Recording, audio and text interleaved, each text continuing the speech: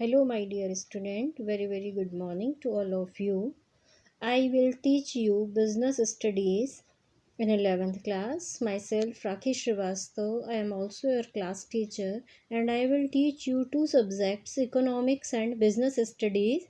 I will prefer the book of business study of Poonam Gandhi or Sandeep Gar. Both books are very good for you to learning.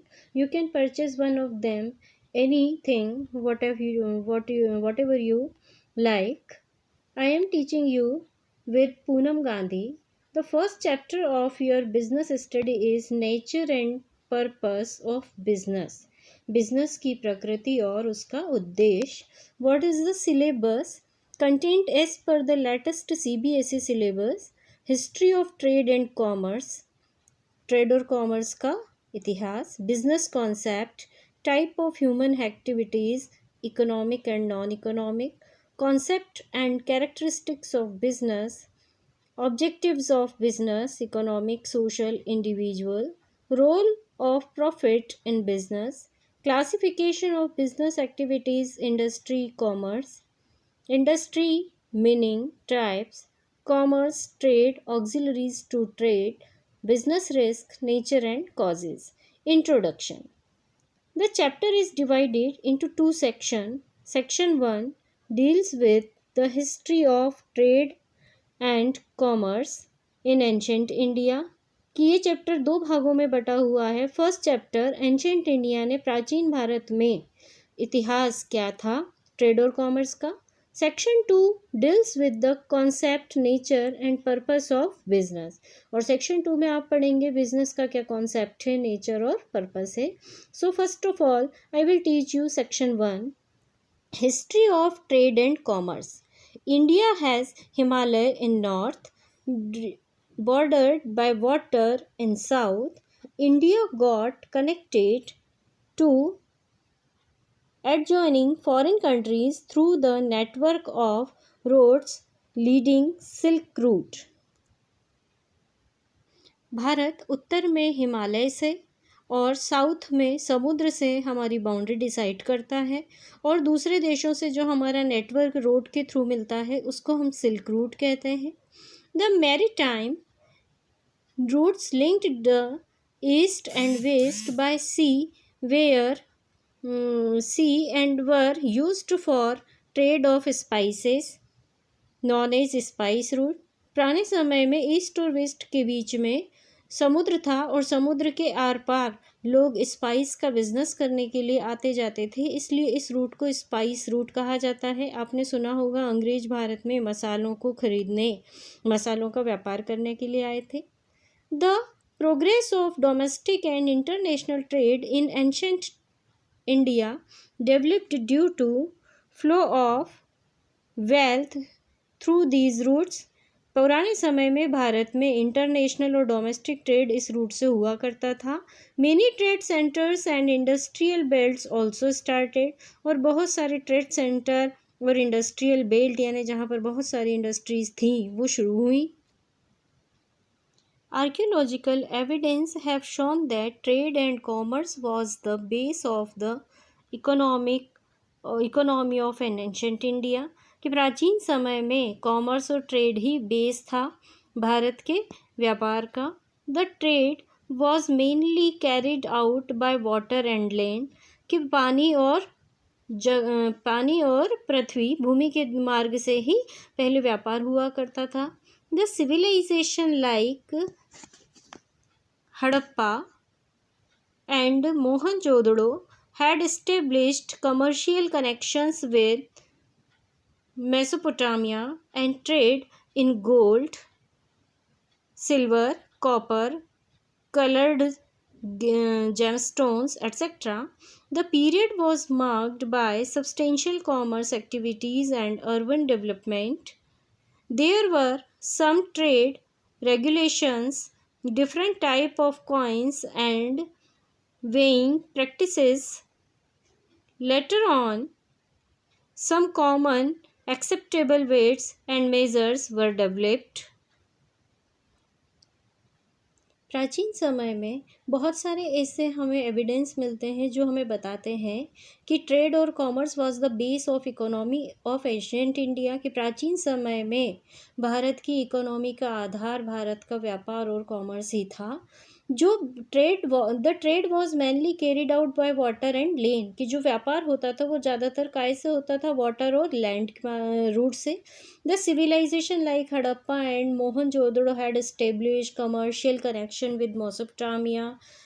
जो Mesopotamia था उसके साथ भारत की हड़प्पा और मोहनजोदड़ो संस्कृति develop हुई। वो उनके साथ अपना ट्रेड करते थे, व्यापार करते थे। व्यापार काय में होता था?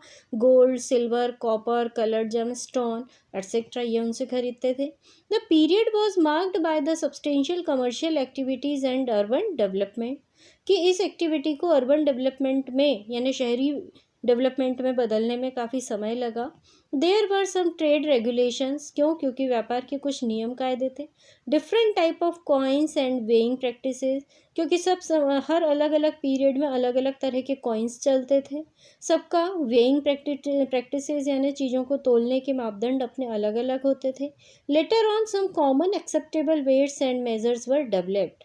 और धीरे धीरे करके कुछ ऐसे कॉमन तरीके अपनाए गए कि जो वेट नापने के लिए किसी चीज़ का, और कॉमन कॉइन्स जिसको सब एक जैसा माने, एक जैसे रूप में एक्सेप्ट करें, उसको डेवलप करने में टाइम लगा। Indigenous banking system. With the progress of economic life following development took place. कि जैसे जैसे इकोनॉमिक लाइफ डेवलप होने लगी, क्या हुआ कि metal coin become common medium of exchange. धातु की मुद्राएं बनी, मेटल कॉइन्स, जो कि एक कॉमन मीडियम ऑफ एक्सचेंज यानी चीज़ों को अदल बदल करने का, खरीदने बेचने का एक कॉमन तरीका हुआ। किस चीज़ में खरीदने बेचने लगे? मेटल कॉइन में। Documents such as hundis and chitthi were used for buying and selling on credit. कि जब कोई किसी चीज़ को उधारी में खरीदता बेचता था तो हुंडी और चिट्ठी लिखी जाती थी, वो उसके एविडेंस होते थे। हुंडी बिकम वेरी पॉपुलर। हुंडी बहुत उस समय पॉपुलर हुआ करती थी। हुंडी involve a contract which warranty the payment of money. It indicate N unconditional promise. हुंडी क्या है? एक प्रकार का लिखित प्रमाण है कि जब किसी ने किसी से किसी चीज़ को उधार खरीदा तो वो उसकी वारंटी पेपर है कि टाइम पीरियड पर, इतना टाइम पीरियड पूरा होने पर ये व्यक्ति इतना पैसा लौटाएगा। Could be transferred through valid negotiation. हुंडी एक से दूसरे को ट्रांसफ़र भी की जा सकती थी। Different type of hundis as used by Indian merchants were. कि उस समय भारत में किस प्रकार की हुंडी प्रचलित थी, व्यापारी कैसी कैसी हुंडी यूज़ करते थे।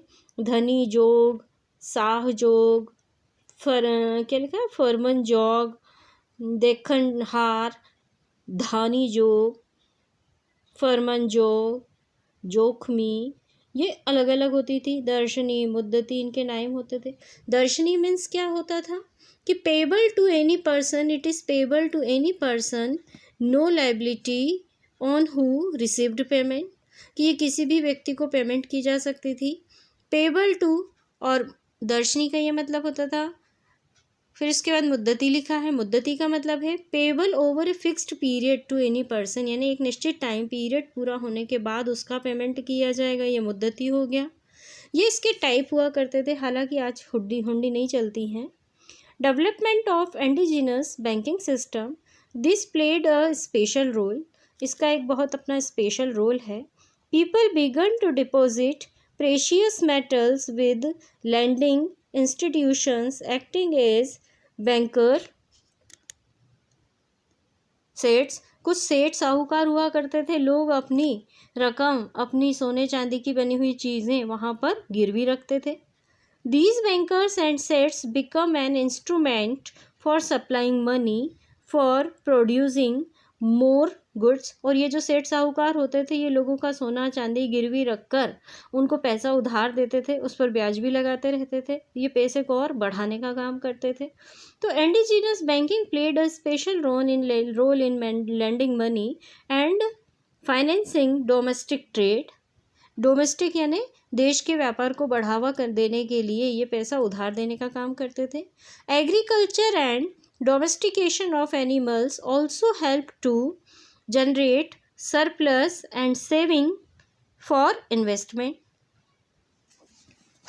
Due to favourable climate condition people of India were able to raise 2 or 3 crops in a year, कि अगर क्लाइमेटिक कंडीशन अच्छी होती थी तो किसान एक साल में 2 से 3 फसलें भी ले लेते थे, वो फेवरेबल होता था, उनके हित में होता था।